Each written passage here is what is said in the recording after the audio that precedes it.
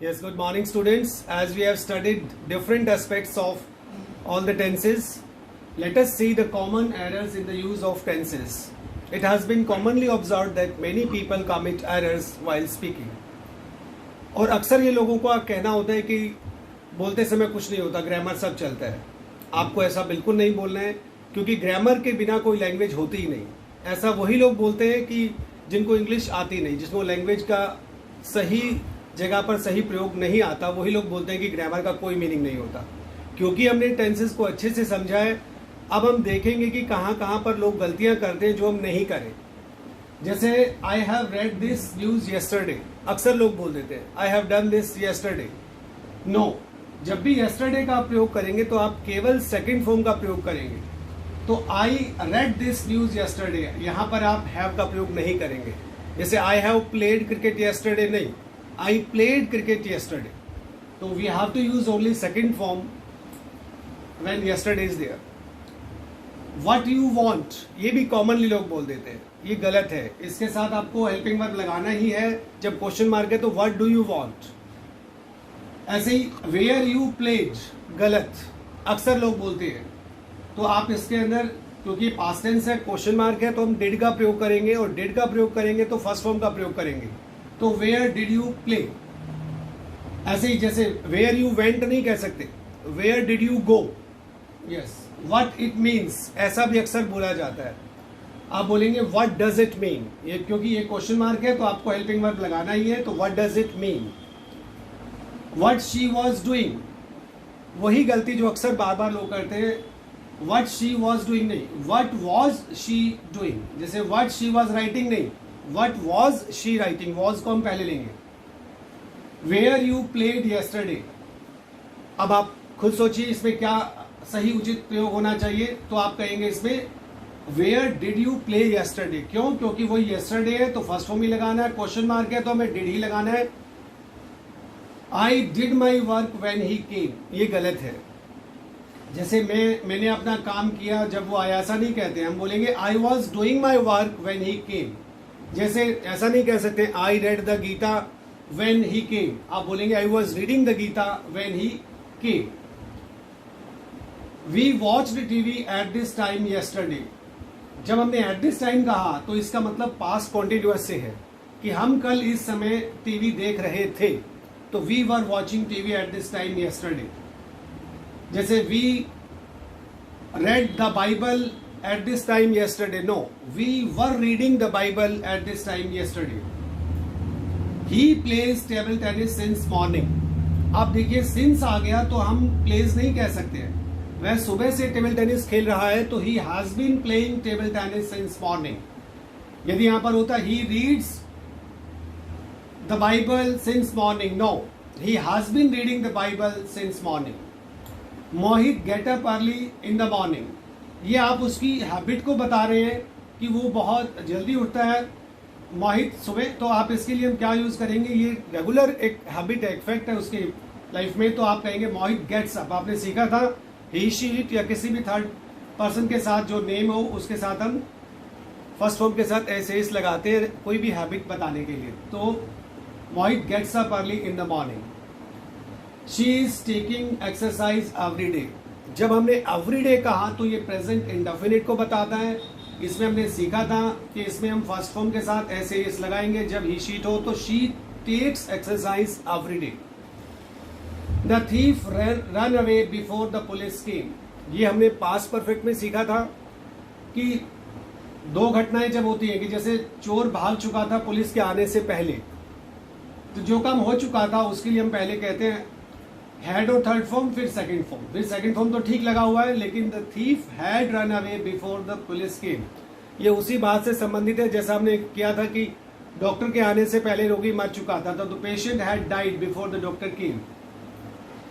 He is never telling a lie, ये भी गलत है। नेवर भी एक प्रेजेंट टेंस को या किसी की आदत को बताता है, तो इसको प्रेजेंट इंडेफिनिट में लेते हैं कि वह कभी भी झूठ नहीं बोलता है। तो he never tells a lie. He is always coming late, ये भी हमने सीखा था कि ऑलवेज प्रेजेंट इंडेफिनिट को बताता है। तो ही always comes late. Amit told that he is a teacher. ये आप देखेंगे समझेंगे कि जब टोल्ड पास्ट आ गया, प्रिंसिपल क्लाउज जब पास्ट में है तो आगे कभी भी प्रेजेंट हो ही नहीं सकता. Amit told that he was a teacher. अगर आपने सीधा कहना है तो Amit said coma inverted coma, फिर इन्वर्टेड कोमा के में लिखेंगे आप कि आई एम ए टीचर. इसको हमने ऐसा लिखा है तो Amit told that he was a teacher. If I will go to Delhi comma I will bring a book for you. यदि मैं दिल्ली जाऊंगा तो मैं एक बुक लेके आऊंगा आपके लिए. हमने सीखा था कि दो टेंस कभी भी फ्यूचर में होते ही नहीं. अब यहां पर भी विल है, यहां पर भी विल है. इसमें हमें पहले टेंस को प्रेजेंट इंडेफिनिट से लिखना होगा. If I go to Delhi I will bring a gift for you, I book for you. He is working since morning. अब सिंस आ गया है तो हम इस कह ही नहीं सकते. हमने क्या सीखा था प्रेजेंट परफेक्ट कंटिन्यूअस में कि हम हैज बीन या हैव बीन का प्रयोग करेंगे.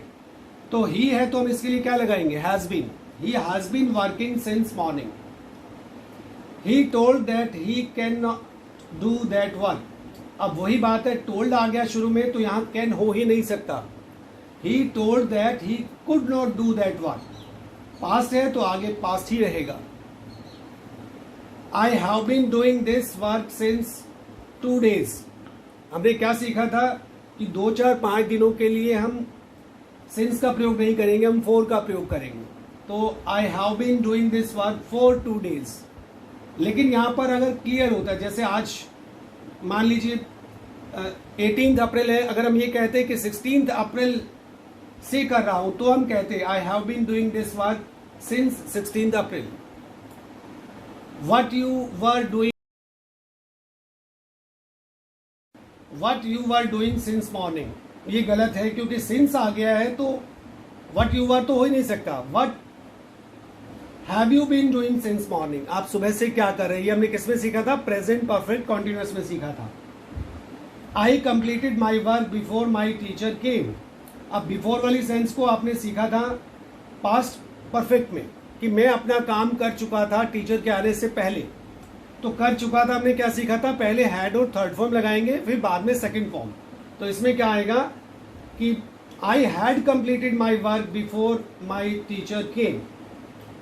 She was not working for 3 hours. वह 3 घंटे से काम नहीं कर रही थी. तो ये पास्ट परफेक्ट कॉन्टिन्यूअस हुआ. आपने इसमें सीखा था हम हैड बीन का प्रयोग करेंगे. तो she had not been working for 3 hours. He slept when the phone ring. ऐसा नहीं होता है, जब फोन बजा तो वह सो रहा था. तो he was sleeping when the phone ring. They are helping the poor for 4 years. ऐसा अक्सर ही लोग बोल देते हैं. इस तरह की गलतियां कॉमनली कमिट की जाती है लोगों के द्वारा. तो आप बोलेंगे कि they have been helping the poor. क्योंकि 4 आ गया तो आप अपने आप समझेंगे इसे कि ये प्रेजेंट परफेक्ट कॉन्टिन्यूअस को बताता है. और अभी इन बातों से आप समझ ही पाएंगे कि लोग कहां कहां गलतियां करते हैं जो कि yes Sohan has told me about that last year. तो लास्ट ईयर आ गया तो हमने क्या सीखा था, last year, yesterday, last evening, last month. हम केवल पास्ट इंडेफिनिट को यूज करेंगे. ये तो ऐसा बन गया हैज टोल्ड तो प्रेजेंट परफेक्ट बन गया. इसमें हम बोलेंगे सोहन ने मुझे लास्ट ईयर वह बताया. तो Sohan told me about that last year. इसमें हैज का प्रयोग हम नहीं करेंगे. ऐसे he is taking coffee every morning. Every morning क्या बताता है, प्रेजेंट टेंस को बताता है. एवरी मॉर्निंग बताता है प्रेजेंट इंडेफिनिट को, क्योंकि उसकी हैबिट है ये. तो रूटीन और हैबिट के लिए हम क्या यूज करते हैं, प्रेजेंट इंडेफिनिट. उसमें हम क्या लगाते हैं, ही के साथ फर्स्ट फॉर्म और एस लगाते हैं. तो he takes coffee every morning. When I saw him he was playing chess for 2 hours. जब मैंने उसे देखा वह 2 घंटे से चेस खेल रहा था. खेल रहा था तो मीन से रहा था किसमें आता है, पास्ट परफेक्ट कॉन्टिन्यूअस टेंस में आता है. तो when I saw him he had been playing chess for 2 hours. आगे I am sure that he will do this work. ये इंग्लिश में कुछ अलग से एक रूल रहता है. जब भी हम ही शी इट या किसी व्यक्ति के लिए हम श्योर कर देते हैं कि वह पक्का यह काम करेगा, वैसे हम फ्यूचर टेंस में विल लगाते हैं ही के साथ, लेकिन जब हम पक्का कह देते हैं तो वो शेल हो जाता है. तो आई am sure that he shall do this work, इसका मतलब आप सर्टेन है, क्वाइट श्योर है कि वह काम करेगा। तो आगे कि how they could do that, तो ये भी गलत है, इसमें हम कुड को पहले लेंगे। How could they do that, इसको ऐसा बोलेंगे। How much money he was asking for, वही है कि क्वेश्चन मार्क है तो हम इसको ही वॉज नहीं कह सकते, वॉज को पहले लेंगे। How much money was he asking for.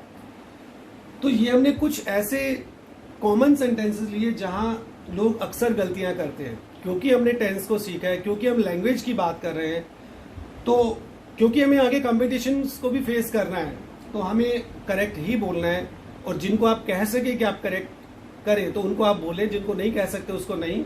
Otherwise आपको अपना हमेशा करेक्ट यूज के साथ ही इंग्लिश बोलना है।